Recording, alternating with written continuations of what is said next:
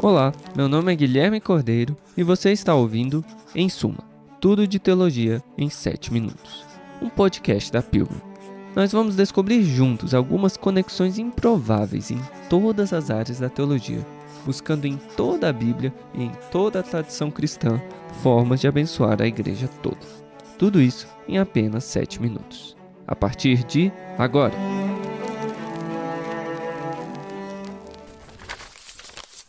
Episódio de hoje, surpreendido por Tomás de Aquino, predestinação. Quem nunca teve um apelido na escola?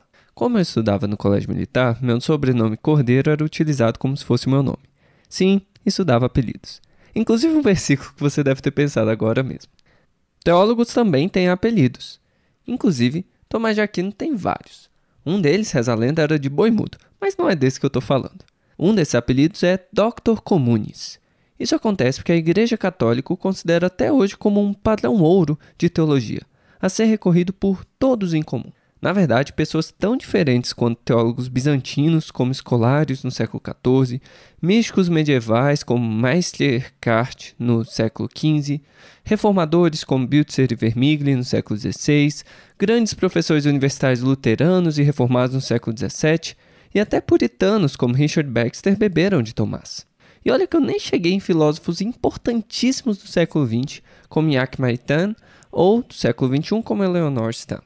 Como Abraham Kuyper disse, Tomás é o doutor de quem todos os ramos da igreja cristã dependem, e cuja relevância ecumênica nenhum teólogo, qualquer que seja sua orientação, jamais pode omitir impunemente. Por isso vou entrar nessa veia de apreciação crítica de Tomás e fazer, de vez em quando, episódios com surpresas que tenho ao me deparar com um doutor comum. Afinal, o nome desse podcast foi inspirado nele, né? E hoje vamos começar essa série ocasional com um tema nada simples, a doutrina da predestinação.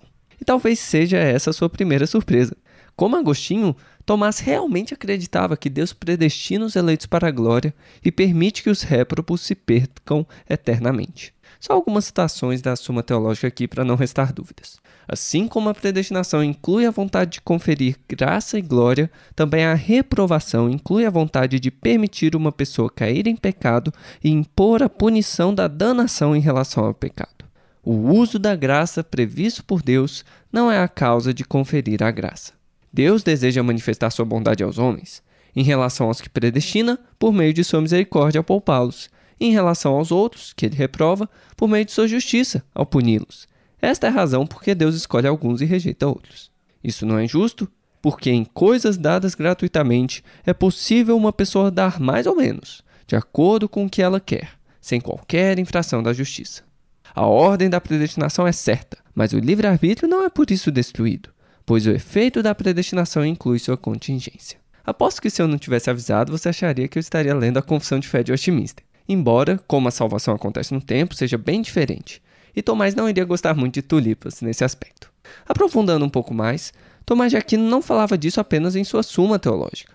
A segunda surpresa é o quanto isso aparece em seus comentários bíblicos. Como a última geração de estudos do Akinat tem reconhecido, há uma complexa e, a seu modo, rigorosa exegese envolvida em seus comentários bíblicos, que serviram inclusive de fonte para a Suma Teológica. Vamos pegar como exemplo seu comentário em João 15,16, o texto clássico que Jesus diz que não foram os discípulos que o escolheram, mas ele que os escolheu para que vão e deem fruto.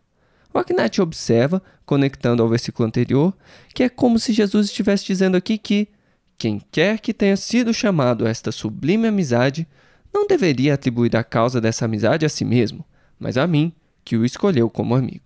E essa escolha não foi porque Jesus previu um mérito nos discípulos, até porque os bons frutos vêm como consequência dela. Na verdade, nas palavras de Tomás, a nossa escolha é causada por um bem pré-existente, enquanto que a escolha de Deus é a causa do influxo de bem. Não à toa, Jesus parece seguir um plano nesta seção de João 13 a 17, que começa com a sua hora chegando e até o filho da perdição se perdendo para que a escritura se cumpra. Mas o que me intrigou aqui foi essa ideia de predestinação como uma forma de amizade. Isso nos leva à nossa terceira e última surpresa, que são os contornos trinitários da predestinação tomista. Predestinação é Deus escolher amigos para receberem o pleno amor da Trindade. Só que uma amizade precisa ser formada entre iguais, Como Aristóteles disse, um amigo é um outro eu. Como seria possível que seres humanos fossem predestinados para ser um outro eu de Deus?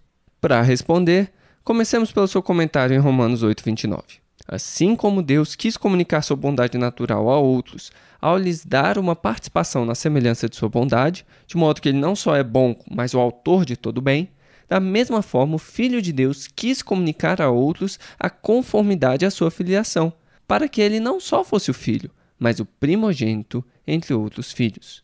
Por isso, Cristo nos tem como irmãos, tanto porque ele nos comunicou uma semelhança à sua filiação, como porque ele assumiu a semelhança de nossa natureza. Calma, vamos ver por partes. É da essência da bondade se comunicar a outros. É apropriado que Deus predestine porque, como Roger Nutt argumenta, a criação por si só não obriga Deus a incluir criaturas na comunhão sobrenatural da Trindade. Só a divina bondade leva a isso. Então ele a dá a quem quiser. Prosseguindo, Deus comunica o maior bem da mais alta forma, na encarnação. O Filho é tanto eleitor quanto eleito. O Filho, enquanto Deus, está envolvido na predestinação como seu padrão, ao ser o Filho eternamente gerado do Pai em quem seremos adotados. E, por outro lado, enquanto homem, ele é predestinado segundo sua natureza humana, porque a natureza humana nem sempre foi unida ao Verbo, e por graça recebe a união com a própria pessoa do Filho. Assim, recebemos a herança do próprio Filho, o maior privilégio dele, que é ter Deus por porção. Mas não acaba aí.